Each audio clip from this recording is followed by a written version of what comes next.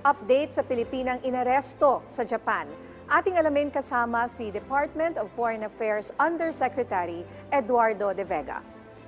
Magandang tanghali po, Yusek. Magandang tanghali sa inyo lahat. Yusek, para po mas maunawaan ng mga nakatutok sa atin ngayon, base po sa inisyal na investigasyon, paano po ba nadawit ang kababayan natin sa pagpaslang ng dalawang Japanese national dyan po sa Japan? First of all, clarify ko po, hindi po siya inaakusahan na pumatay. Ang accusation naman sa kanya ay may tinatawag sa Japanese law abandonment, meaning pag ikaw ay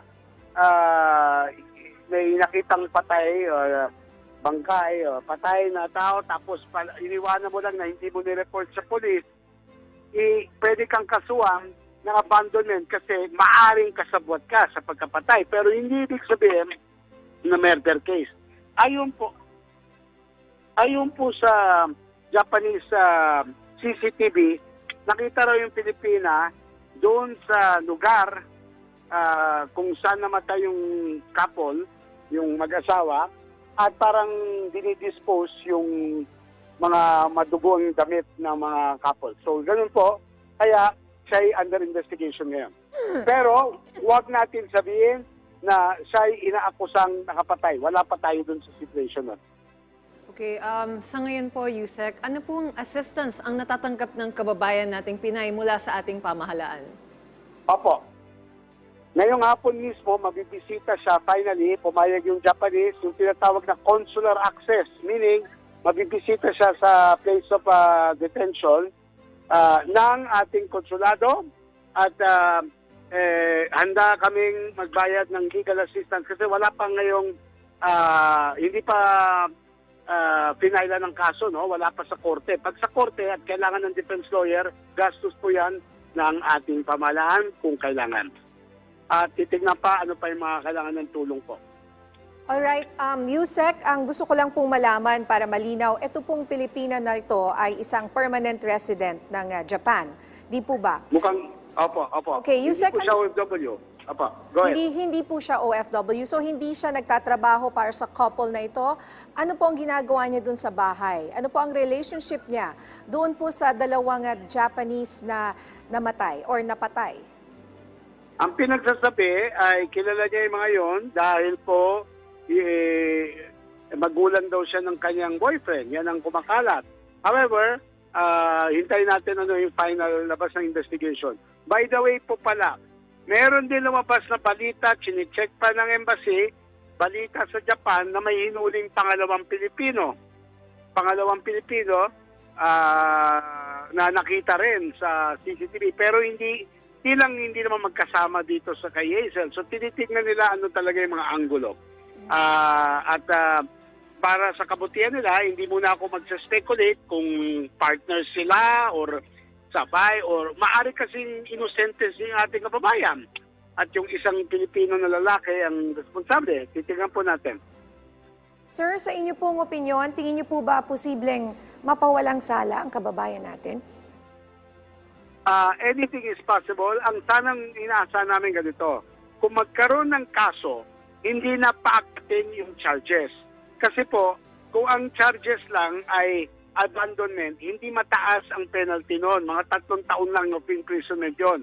Ngayon, kung meron nahanap silang ebidensya na accomplish siya, na tumulong siya o nag-participate siya sa papapatay, baka life imprisonment yan o baka ma-death sentence. So yan ang inaiwasan natin. However, lahat gagawin natin na hindi tayo mabuton. Sana po na hanggang doon lang sa mababang offense or mapatunayan na pwede. Malalaman natin within the next week. Okay. Sa ibang usapin, Yusek, hingi na rin po kami ng update sa 18 seafarers na kabilang sa hostage sa seized oil tanker sa Gulf of Oman. Kamusta po ang lagay ng ating mga kababayang seafarers? Mabuti naman ang kalagayan nila. Nabisita sila ng ambassador natin at ng consul ng Biyernes. Nakita na may pagkain, may recreational activities. At dahil sa hiniling natin, binalik yung kanilang mga telepono para makontak nila ang pamilya nila araw-araw. Ang issue lang, kailangan ma-improve daw yung internet access. Tuloy pa yung pagbibigay ng sweldo, kinonfirm ng kanilang kumpanya. Kahit na yung ibang matatapos na yung kontrata, tuloy pa rin yung sweldo. So, Ang issue lang po, bakit hindi pa sila pinapalaya? Kasi hindi naman sila ang subject ng legal case doon. Yung barko ang subject ng legal case. Kasi po, kailangan may magpatakbo ng barko kahit na ba naka-angklas, naka-anchor sa shore, no? Sa Lampasigan, sa port. Kung walang tripulante, maaring masira ang engine o kung ano-anong mangyari. Kaya 2 or 3 times a day, chinecheck nila engine. Ang gusto ng kumpanya, makahanap ng replacement sa kanilang 18 para palayain na sila. Ang sabi natin ng ating pamalan doon sa Tehran at pati rito sa Maynila, ang replacement na crewmen, hindi pwedeng Pilipino rin. So, yun na lang hinihintay natin na ma-replace sila, makahanap ng replacement, ibang lahi siguro, ibang nasyonality, at papalayain na sila. Okay, thank you po sa update na yun, Yusek. Mensahe o paalala niyo na lang po sa ating mga kababayang OFW. Mga kababayan, nandito palagi ang pamahalaan, nandito ang DFA, nandiyan ang DMW para sa inyo. Ang importante lang dito sa kaso na hinaharap ng ating kababayan sa Japan, nakikita namin na marami nagsispekulate, marami nagsasabi na siya'y guilty, ganyan. Huwag muna kasi, huwag natin gawin yan kasi hindi pa siya inaakusa. Tulungan natin ating kababayan kasi sasama ang kanyang sitwasyon sa legal case.